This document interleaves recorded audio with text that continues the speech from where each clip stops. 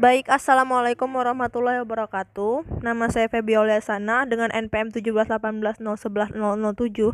Di sini saya akan melakukan wawancara dengan Tuan A yang merupakan salah satu warga yang ada di Kabupaten di Lampung. Di sini saya akan mewawancarai tentang persepsi masyarakat mengenai penyakit COVID-19. Baik, Bapak A, saya akan mulai bertanya ya, Pak ya. Bapak jawab sepengetahuan Bapak saja. Saya akan bertanya, apakah Bapak tahu apa itu pandemi COVID-19 yang sedang marak di Indonesia? COVID-19 itu kan wabah virus yang konon katanya virus itu datang dari Wuhan sana, dari Cina. Nah, dibawa ke seluruh dunia, ini udah dapat semua penyakit ini, katanya kan, kita nggak punya tahu tentang itu, katanya begitu. Dan penyakit ini sangat berbahaya karena menular. Nah, dunia makanya disebut tadi itu pandemi. Kalau dia terjadi cuma lokal Indonesia saja, itu namanya endemi. Kalau pandemi ini luas lah ya dunia. Jadi penyakit ini konon katanya sangat berbahaya. Berbahayanya ini karena menular.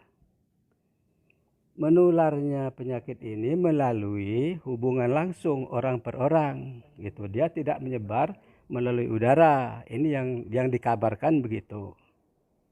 Nah ini.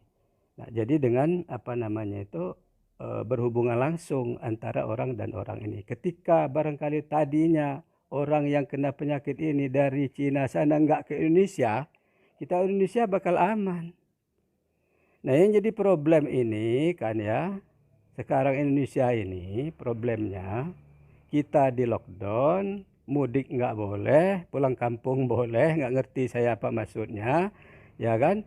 Kemudian penerbangan luar negeri Cina itu masih terus juga, kabarnya sih begitu, apa ya enggak kita nggak ngelihat. Nah, ini yang jadi kayaknya kontradiksi itu, apa yang disebut dengan lockdown dengan kebebasan ini tadi, ya kan, pulang kampung boleh, mudik nggak boleh. Ini kan kacau itu urusannya yang kayak gituan kan. Nah, saya kira kalau pemerintahnya kacau, rakyat ini bakal kacau juga. Nah, kita juga perlu pertanyakan ini penyakit COVID-19 ini, ya kan, katanya gawat, luar biasa. Di sini kayak di Tenggamus itu pernah terjadi, katanya positif, ya kan, positif. Kemudian berikutnya negatif, ya kan. Ini ada lagi beritanya positif, berikutnya ada lagi dikatakan negatif. Jadi yang benar yang mana? Ya kan, positifnya apa yang negatifnya ini yang benar. Nah, masyarakat ini kan akibatnya resah. Dan kita ini dibuat takut. Kita ini sekarang, rakyat Indonesia ini sekarang semua yakin, saya yakin bahwa kita ini sudah dirongrong ketakutan. Saya nggak tahu maksudnya siapa ini membuat kita masyarakat jadi ketakutan ini. Ini yang sudah jelas nampak COVID ini. Banyak orang meninggal belum tentu kena COVID, dibilang COVID, ya kan? Sudah itu orang meninggal, nggak banyak orang mau datang karena COVID nular. Kita nggak tahu ini apa maksudnya ini, ya kan? Jadi yang masyarakat ini sebenarnya sekarang ini bingung. Bingung yang sesungguhnya yang mana ini yang benar. Itu kan. Ini pengetahuan saya tentang penyakit ini. Nah, ini juga kita tahu dari media-media itu. Nggak ada pendidikan khusus kayaknya sekarang ini ya, sosialisasi langsung ke masyarakat, mungkin dari dokter, mungkin dari puskesmas gitu ya, datang ke masyarakat menyatakan bahwa virus ini begini begini begini begini. Itu kayaknya nggak ada, kita cuma tahu dari media aja, langsung heboh rame gitu kan, jadi kita jadi ketakutan. Sementara itu dulu. Itu dulu. Tadi Bapak sempat mengatakan bahwa virus ini sangat berbahaya. Berbahayanya itu seperti apa, Pak? Apakah Bapak bisa menjelaskan? Nah, berbahaya menurut pengetahuan kita yang diinformasikan ke kita ini ya, berbahayanya ini karena dia ini menularnya ini, menular. Jadi dan menularnya ini, inilah yang saya pikir yang sangat berbahaya itu. Nah, kalau umpama ini tidak diatasi, ya kan? Nah ini manusia ini bisa mati banyak yang meninggal gitu akibat karena dia menular ini ya saya pikir bahayanya ini karena menularnya ini itu aja kayaknya. Kira-kira kenapa masyarakatnya bisa meninggal, Pak? Nah kabarnya penyakit ini kan menyerang paru-paru. Kabarnya kan berita yang kita terima ini penyakit ini menyerang masuk lewat tenggorokan sehingga kita jadi batuk dan kemudian itu menyerang paru. Paru ketika dia diserang oleh ini kita nggak bisa bernapas. Nah mati kalau udah nggak bisa bernapas. Iya. Menurut Bapak, kelompok mana yang rentan terhadap COVID-19 ini?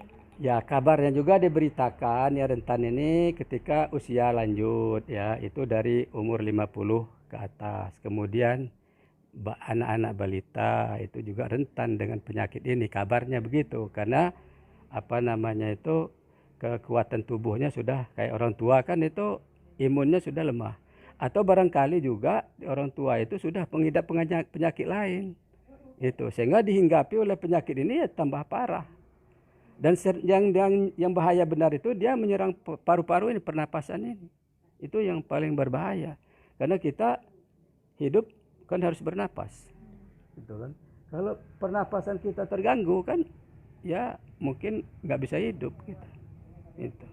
Tadi Bapak sempat membahas mengenai kekacauan dari kebijakan pemerintah dan kekacauan terhadap persepsi masyarakat. Menurut Bapak, kekacauan kebijakan pemerintah itu contohnya dan dalam bentuk apa, Pak? Dan kekacauan terhadap respon dari masyarakat ini seperti apa? Ya contoh tadi kan pulang kampung mudik nggak boleh, pulang kampung boleh. Apa maksudnya itu? Ya kan? Mudik nggak boleh, pulang kampung boleh. Nah sudah itu apa namanya itu dibatasi, ya kan? Nah kemudian transportasi dibuka, ya kan? Itu kan kacau itu, ya kan? Kontradiksi. Sementara ini nggak boleh, ini dibolehin. Masjid disuruh tutup, nggak boleh sholat rame-rame di masjid, ya kan? Kemudian apa namanya pelabuhan, kemudian mall, ya tempat-tempat keramaian yang lain tetap dibuka, ya kan? Ini kan kacau itu. Apa maksudnya? Karena di mall itu tempat keramaian, di masjid tempat keramaian, kan sama itu. Kenapa hanya diberlakukan untuk masjid yang nggak boleh? Nah, itu kan pertanyaan juga buat kita. Apa sih maksudnya ini? Nah makanya ada juga yang membandal sekarang jamaah tetap buka masjid. Karena itu jadi nggak konsisten gitu. Tidak konsisten masyarakat terhadap pembukaan masjid dan pembukaan mal. Sebenarnya isu ini sudah dibahas ketika banyak para imam dan para kiai yang sudah memfatwakan bahwa masjid itu tidak mesti dihuni karena mengikuti zaman Rasulullah dulu ketika ada pandemi atau ketika ada wabah itu kita dianjurkan untuk sholat di rumah. Menurut Bapak pro yang mana dan alasannya mengapa, Pak? Ya ini kan begini ya. Perintah agama kita kan atiullah wa atiur rasul wa ulil amri minkum. Jadi kita patuh kepada Allah, patuh kepada Rasul, patuh kepada pemerintah. Memang ada perintah di zaman Nabi juga pernah ada apa namanya wabah begini. Beliau juga nggak boleh orang ke tempat orang yang kena wabah. Begitu juga orang yang dari tempat wabah itu nggak boleh masuk ke satu daerah. Ini kan udah jelas perintah. Ya artinya perintah agama ada itu. Jadi kalau majelis ulama itu memfatwakan begitu nggak salah. Dan kita wajib ikut. Wajib. Nah kemudian pemerintah juga memerintahkan begitu. Ya kan saya pikir ini bagus lah. Tapi konsisten tadi ya kan. Jangan cuma diberlakukan untuk orang beragama aja. Kemudian agama lain nggak pernah. Mana pernah kita dengar nggak boleh ke gereja. Ada nggak gitu. Tapi yang disebut-sebutkan masjid terus saja. Tadi terdapat Bapak sempat menyinggung kekacauan dalam masyarakat. Masyarakat kan ada berbagai tingkatan, Pak, seperti masyarakat kelas atas, kelas menengah, dan menengah ke bawah. Menurut Bapak, seperti apa bentuk kekacauan itu? Contoh ya, contoh ada bantuan pandemi ini kan COVID ini ada bantuan ya. Itu di masyarakat itu kan data yang diajukan ini kan yang kasihan kan RT, kepala desa di apa namanya itu diprotes sama masyarakat kan. Bantuan itu yang seharusnya ada yang memang dapat jadi nggak dapat, kemudian yang idealnya dia nggak usah dapat jadi dapat, ya kan.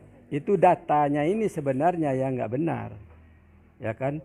Datanya ini yang nggak benar itu karena data yang diajukan oleh pihak RT, kepala desa, itu kelurahan itu ternyata yang keluar lain gitu. Nah kemudian bukan sedikit sekarang ini RT atau kepala desa yang didemo oleh masyarakat itu kan. Saya pikir itu yang mungkin kelihatannya kacau. Nah kemudian tadi itu yang istilah lockdown ya kan, itu bagus menurut saya, bagus karena tadi itu kan intinya kan ini kita nggak boleh bergaul, nggak boleh terlalu berhubungan sama orang banyak, ya kan. Itu maksudnya kan begitu, memutus itu kan. Nah memutus itu. Nah contoh lagi sekarang di Jakarta itu mulai pemerintah sekarang menyatakan bahwa kita ini sudah mulai mau dibuka. Nah tapi faktanya, kabarnya sih yang meninggal ini bukan tambah sedikit, masih tetap naik, volumenya masih naik gitu. Kok masih sudah mau dibuka, sudah mulai mau dibebaskan. Nah ini kan bingung kita, kan kacau. Bener ya? Kan bingung kita mikirinnya kalau begitu. Sementara tingkat kematian ini masih naik, kok kita malah menyatakan mau membuka istilahnya udah mulai mau bisa bebas. Membuka lockdown ini gitu kan. Kan kita masyarakat bingung. Akhirnya pokoknya kalau menurut saya kita ini dibuat ketakutan oleh penyakit COVID ini. Sekarang kita ini nggak ada yang nggak takut. Sekarang ketakutan semua. Itu berhubungan sama keluarga kita udah takut, apalagi mau ke pasar takut, mau belanja takut, ya kan. Sekarang tukang ojek umpamanya mau cari nafkah takut, yang mau naik ojek juga takut. Jadi sekarang kita ini dilanda ketakutan masyarakat Indonesia ini. Nah kalau kita udah pada takut, keluar rumah takut segala macam, mau apa jadinya?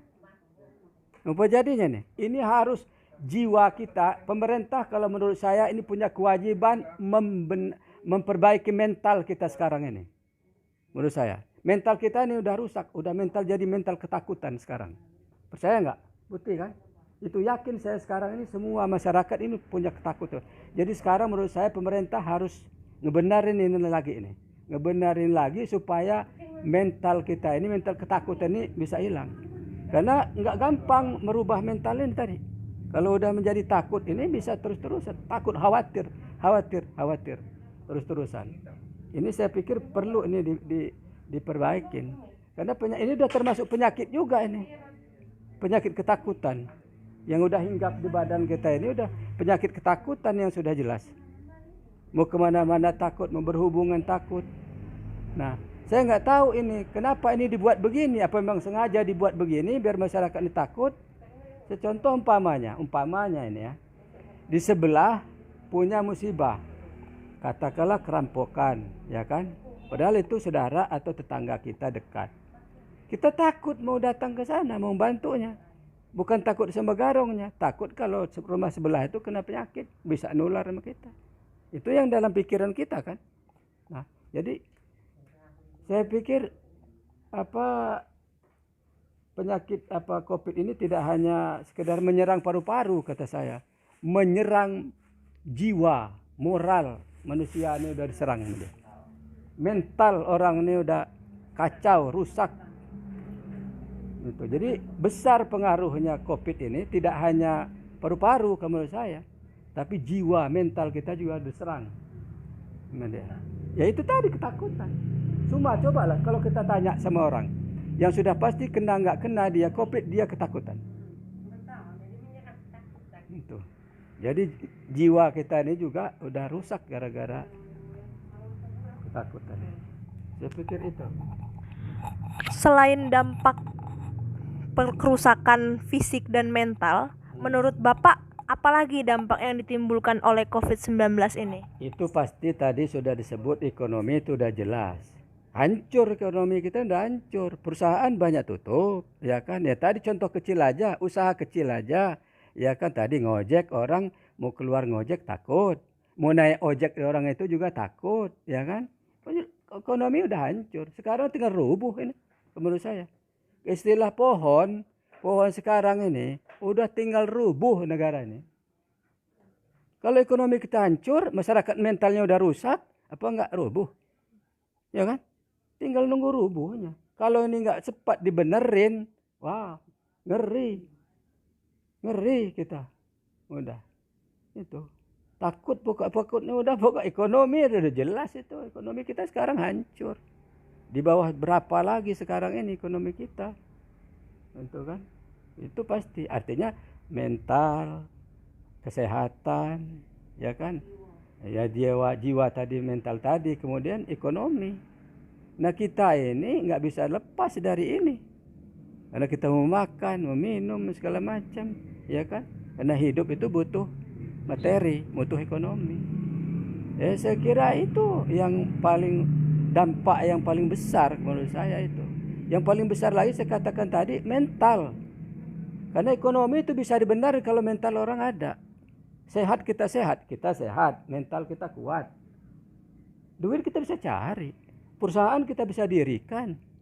Tapi kalau mental kita rusak, ya kan, nggak sehat, badan fisiknya nggak sehat, ya mau nggak mau ekonomi hancur. Baik, tadi selain dampak mental, kesehatan, dan ekonomi, mungkin sosial juga termasuk ya Pak ya. Ya. Jadi saya ingin bertanya lagi, Bapak tadi sempat menyebutkan bahwa pemerintah harus mengatasi semua ini.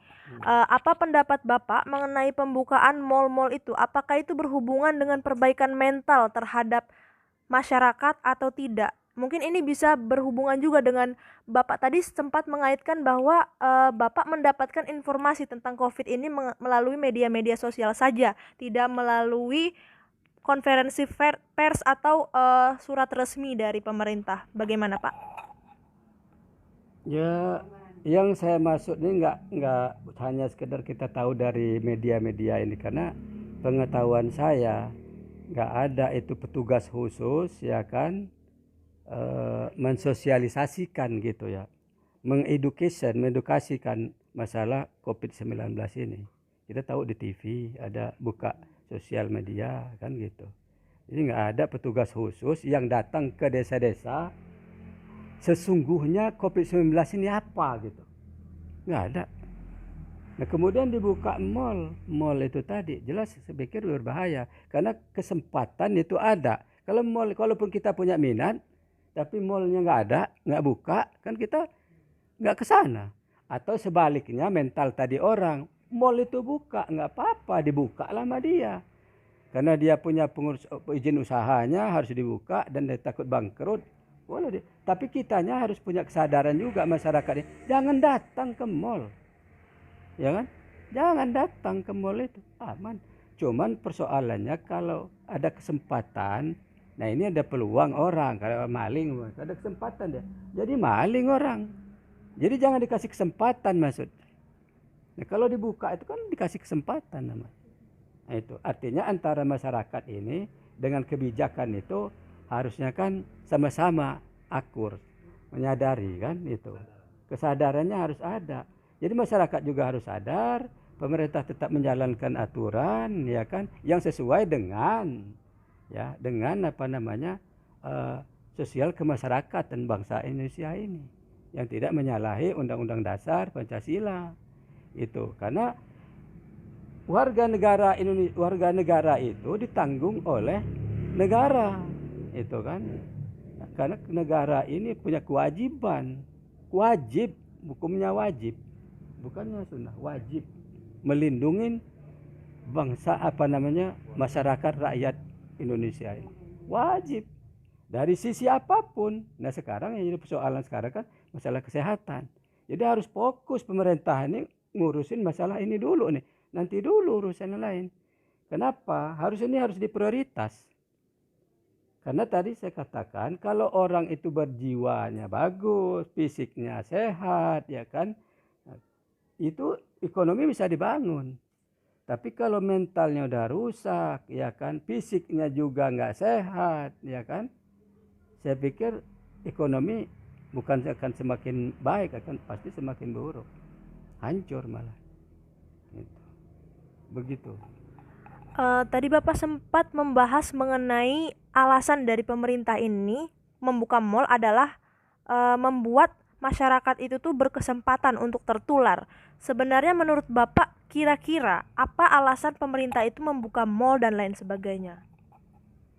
Ya itu tadi sih, karena pemerintah ini juga kan berpikir masalah ekonomi, ya kan, usaha. Itu kan mal itu kan perusahaan milik swasta. Dia milik swasta itu harus dibayar pajak kan. Pajak itu kembali ke negara. Kalau mal ditutup, perusahaan sebenarnya ditutup, penerbangan ditutup, kemudian penyeberangan ditutup, PT-PT pabrik-pabrik tutup. Berarti pemasukan negara ini kan dari pajak itu bisa sedangkan yang paling besar penghasilan negara ini adalah dari pajak. Gitu. Itu barangkali yang dipertimbangkan oleh pemerintah. Jadi pemerintah ini mungkin nggak mau rakyat ini tetap sehat, barangkali maksudnya ini kan, rakyat ini tetap sehat, ya kan, ekonomi tetap baik, barangkali itu maksudnya. Tapi yang kenyataan sekarang ini kan kita untuk dua-duanya itu kan sulit. Kalau nggak salah satunya dulu kan sulit, untuk dua-duanya itu sulit. Jadi pemerintah kalau menurut saya itu harus punya prioritas gitu, punya pilihan yang harus diutamakan. Nah kalau saya yang utama sekarang ini adalah masalah kesehatan dulu. Itu baru nanti bicarakan soal ekonomi. Kalau kita ini tadi saya katakan sehat jasmani, sehat rohani, perusahaan itu bisa kita buat. Itu. Menurut Bapak, bagaimana cara kita mengatasi pandemi COVID-19 ini? Ya kalau sesuai dengan anjuran kesehatan itu kan kita nggak boleh artinya berhubungan di tempat atau datang mengunjungi keramaian-keramaian, ya kan. Kemudian ketika kita terpaksa ke tempat yang ramai, barangkali ke pasar, itu harus pakai pelindung, artinya pakai masker. Kemudian rajin cuci tangan, itu katanya begitu. Kita dengar sih begitu, kita bukan ahli, katanya begitu, ya kan. Nah, jadi itu yang kita harus patuhi, karena satu-satunya cara, ya, karena COVID ini kan katanya belum ada obatnya, ya kan. Nah, jadi satu-satunya cara supaya bagaimana caranya supaya kita jangan sampai tertular. Supaya kita jangan sampai tertular ini, ya tidak menghindar dari tempat-tempat yang ramai yang ada kemungkinan di situ ada yang kena penyakit itu. Nah itu. Jadi itu saya pikir itu jadi sesuaikanlah dengan anjuran pemerintah, anjuran kesehatan lah. Anjuran kesehatan ya begitu. Terkait obat pandemi COVID ini, Bapak tadi sempat menyinggung itu apakah Bapak pernah mendengar tentang isu-isu tertentu atau Bapak pernah mempercayai isu-isu tersebut? Saya nggak percaya, belum ada yang isu banyak. Ya kan, dengan minum jahe lah, kemudian air dugan lah ada, ya kan, kemudian macam-macam lah kayaknya yang ada di media sosial itu kan. Kalau saya belum ada pun yang saya percaya satu pun, belum ada yang saya yakin sebelum resmi pemerintah menyatakan bahwa ini obatnya. Itu aja kayaknya. Dulu sempat ada isu bahwa kloroquine dan yaitu menurut Bapak itu bagaimana? Ya menurut saya itu nggak bisa dipercaya karena nggak ada pertanggungjawabannya, ya kan? Survei kita nggak ada. Nah contoh umpama sekarang kan, ini orang meninggal katanya kayak contoh yang di sekarang di tempat kita Gedung Agung ini kan, meninggal katanya positif COVID, ya kan? Positif COVID.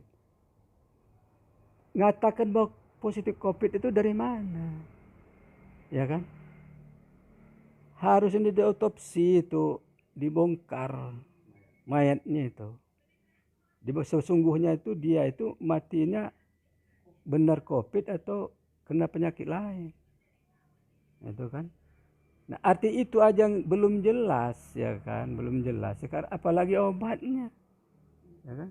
Obatnya itu jadi artinya kalau ada isu obatnya ini ada kloroquine, ada apa namanya macam-macam lah itu nama-nama obat itu yang maksudnya untuk kalau saya belum ada yang saya percaya, belum ada yang kita bisa percaya itu.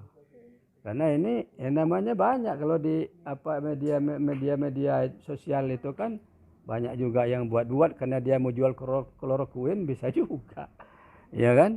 Itu. Jadi nggak bisa kita percaya itu. Selanjutnya, menurut Bapak bagaimana peran dokter dan tenaga kesehatan lainnya serta peran lintas sektoral seperti aparat kepolisian, TNI, dan lain sebagainya terhadap pandemi COVID ini?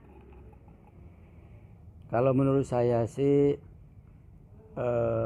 petugas kesehatan itu sudah cukup baik lah ya, cukup baik.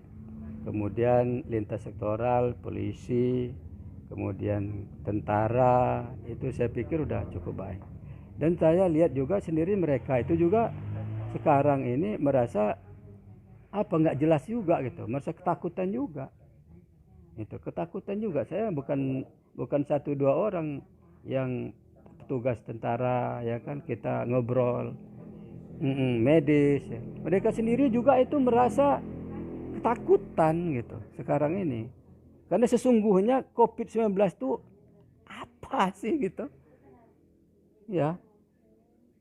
Karena ya sekarang katanya flu itu kan.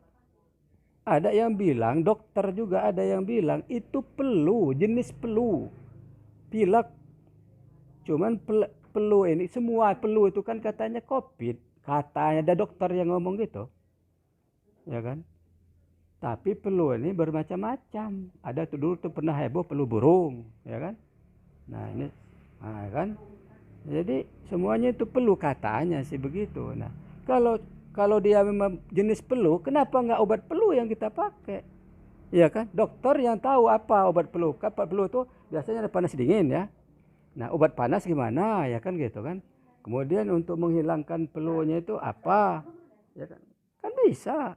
Ini ke analisa kita kan yang kita bukan ahlinya kan. Kenapa nggak pakai obat flu? Ya kan? Itu cara-cara mungkin cukup istirahat tadi kan. Nah flu biasa ini kan kalau walaupun nggak pakai obat kita nggak minum obat kita istirahat banyak itu bisa sembuh. Nah kita nggak tahu yang COVID-19 ini kayak yang flu yang kayak gitu kayak yang mana kita nggak tahu. Gitu. Jadi kita ini kesimpulan kalau menurut saya dengan COVID-19 ini masyarakat ini umat manusia lah seluruh dunia ini kayaknya ketakutan sampai Ka'bah ditutup ketakutan, ya kan? Ka'bah ditutup, nggak boleh orang umroh, nggak boleh orang sebelum tahu ini haji nanti apa masih bisa apa enggak, ya kan? Tahun ini takut. Ya menurut saya ancaman yang paling besar dua, bukan masalah kematian. Baik bisa jadi yang mati-mati itu bukan karena COVID, ya kan? Jadi yang masalah besar itu masalah mental orang jadi rusak, jadi ketakutan, kemudian ekonomi kita hancur gara-gara COVID. Itu yang paling dahsyat menurut saya. Dan itu dunia bukan kita aja. Kabarnya Amerika parah lagi itu, ya kan? Itu. Baik Pak, terima kasih atas waktunya untuk saya wawancarai.